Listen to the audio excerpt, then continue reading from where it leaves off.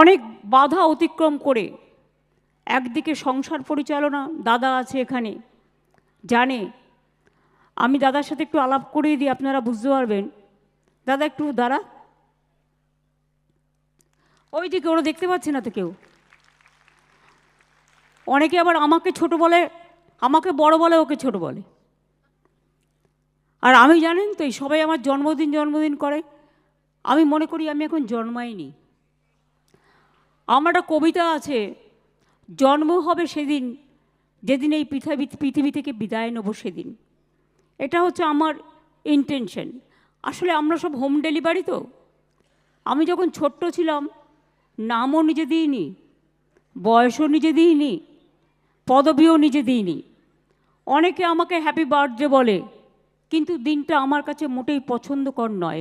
ওটা সার্টিফিকেটের এজ বাবা মা করে দিয়ে গেছে।